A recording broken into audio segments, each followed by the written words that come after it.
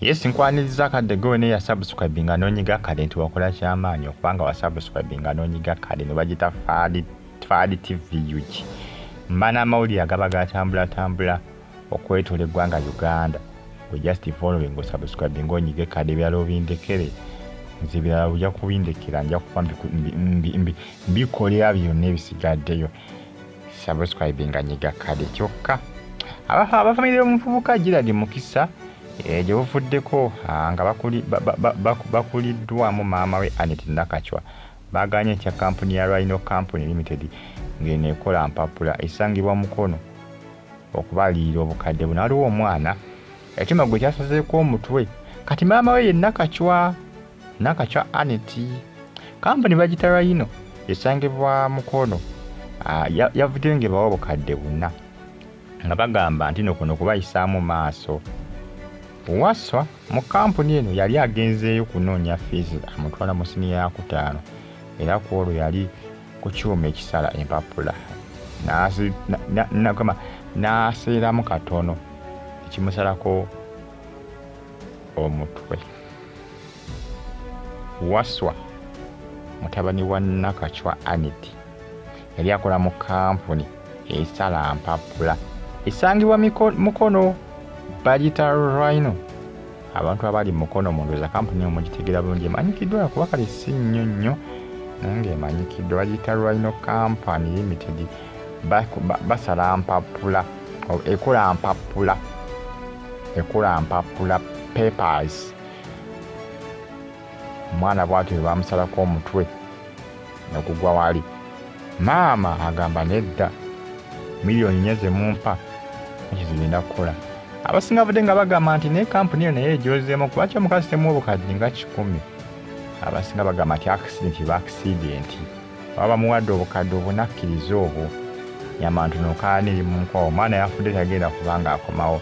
Abasinga bagamba nti omukyala ensonga zitwale mu kkooti naye ate gikusi bwogenda mu kkooti biyinza okyuka mu kkooti eyinza ogamba engeri gyabadde accident kwata obukadde 2 okole ki obumuwe ng'ate jjukira kampuni badde okuwa obukadde 4 oleme byongerayo bitwala mu kkooti kubanga ayo kkooti tebana buzibu ne poliisi tebana buzibu sitambeera nga mukkaanyiza kubanga ayo kampuni ya Rhino egamba nti poliisi munnange omuntu yabadde accident yaseeddemu katono n'akola ki n'agwa mu kyuma sigamba nti ffe twamusindise mu kyuma n'akola ki nekimusalako omutwe. Abasinga bagamba nti zino kampuni zikola saddaaka y'abakozi baazo. Omwana ojjukira de student ng'agenze funa nsimbi zino mwongera mu siniya ya 5 mune omwana bw'atyo bwe yafudde Waswa kitaawe nnyo bambi ekya Waswa naye nga maama ye akyakaawa. Maama mukaawo ng'omususa agamba nti miliyoni 4 temuzimpa seetaaga ssente zammwe lwaki omwana wange yafudde. Mukazi wattu y'ogolengera mu kifaananyi asobeddwa eka ne mu kibira naye nga bangi bagamba nti maama kwata obukadde obuno obwo nyamantu nokaaniri mu kwasooka okwata obukadde obwo obuna amugende mu kampuni ng'obulina mu ttanuso kati banaaba kakooti esazeewo kinaba esazeewo ng'obukadde obuno obwo obulina sooka obukwate. Naye nga ate bambi ejjukira ensimbi tezigula bulamu, essente tegula bulamu. Naye nga abasinga bagamba maama talina kyakola accident wakati mbateeka bajjajji balanga accident eyo bw'abanga omulenzi yasereddemu era ng'obujulizi bwe baleeta bulaga nti omulenzi yasedde buseerezi. Manyi ebiseesenga ne kampuni ezo bisabo by'abakozi bano kwesanga boosi we yamusindise n'agwa mu kyuma ekyo nekimusalako omutwe. Manyi bano abasajja abakyayina banene okubakola olusi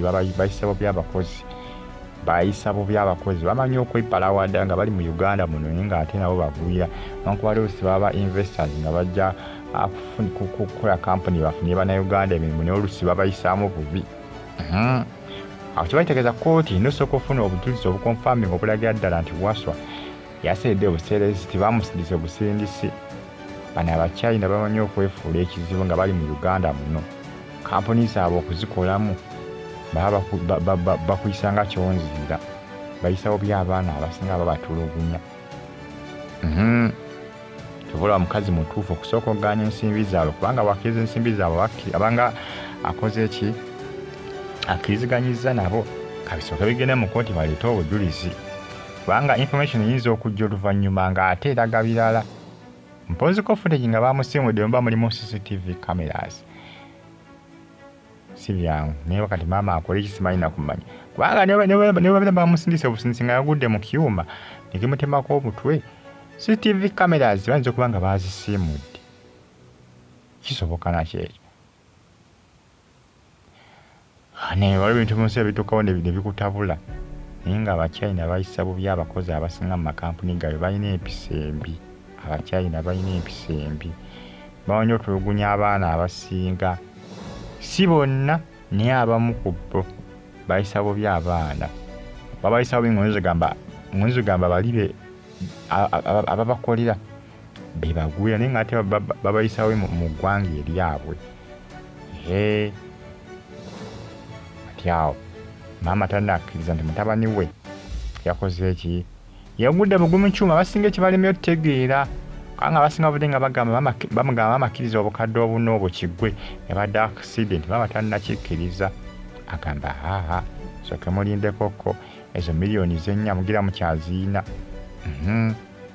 yagala confirming ya ddala ndabe maama wa Waswa alaka tannakkiriza te mutabani we yaseede busezi nakola ki nagwa mu kyuma ekikisala empapula ekyamusazeeko omutwe bambi ekitalo nnyo bambi ekya Waswa bagita Faali TV gimbeebaza nebagamba nti mwakola kyamaanyi okubanga mugifolowinga bagita Rhino muyizi yabadde yagenda kufuna school fees nga omanyi abaana bose bakola ki bambi bakola mu luwummula okufuna akasente nga omanyi n'akasente k'okusoma oluusi abasinga bambi tukuze nga akasente kakuwemmenta buwemmensi okumalako okusoma okumalako secondary ogenda ku university muntu wange ebintu byakutetenkanya kitalo nnyo bambi bagita Faali TV gimusubscribinge munyige kadi like ngo commenting mbeebasa abalayikinga temwakola kyamaanyi okubanga mwasubscribinga munyiga kadi bagita Faali TV ngaye bulungi mbagala nnyo mwenna mweraba likinga commentinga